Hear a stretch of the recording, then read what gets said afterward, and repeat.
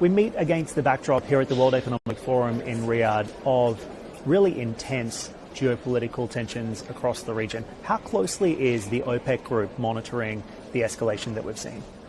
Well, I mean, first of all, geopolitical tensions globally, not just here in the region, is a constant, to be honest with you. I mean, OPEC, as I've always said, has been around for, now September we'll be celebrating our 64th anniversary. So it's not uncommon for us to go through periods of heightened geopolitical tensions and turmoil.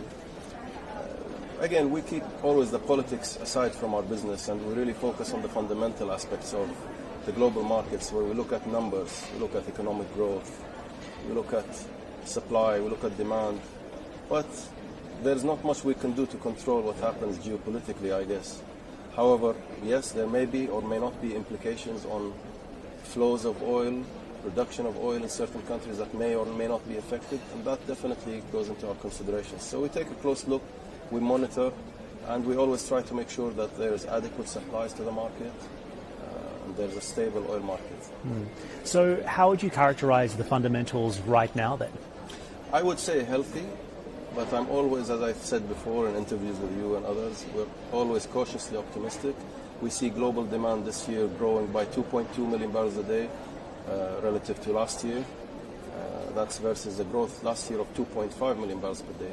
However, there's always, the things that we have on our radars, such as inflation, talks about inflation perhaps creeping up again, even though I would say that it's been on a good downward trend for the last 6-9 months, and countries have managed to get a grip to control rising inflation in the past. We look at China, of course. We're happy to see that the Chinese economy is doing much better. I think Q1 GDP figures came out at 5.3%, which is higher than the projections, even by our own projections in OPEC. But this is still just the Q1 data. We have to see the rest of the year.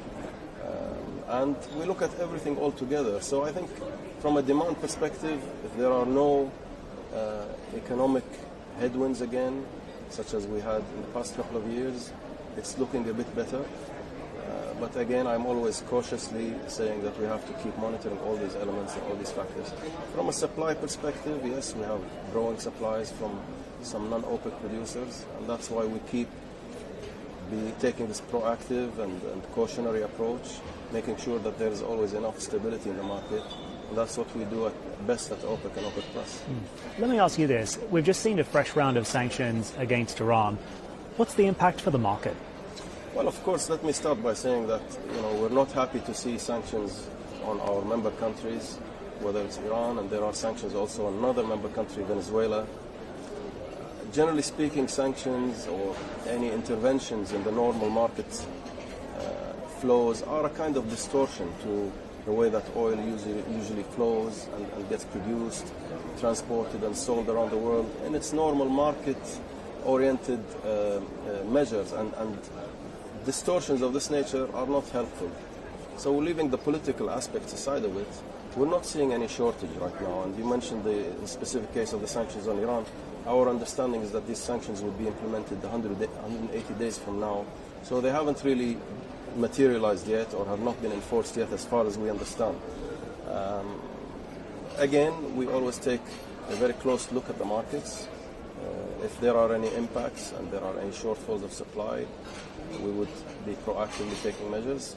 Vice versa, if there's always also the other way around. If there are surpluses in the market, as you know, we will be taking care of making sure that the market remains balanced. The reality is as well, Iranian oil exports are at a 6-year high. So there's also an argument that perhaps some of the sanctions that we have seen being placed on Iran actually don't work, and the country is very effective in navigating the sanctions in any case.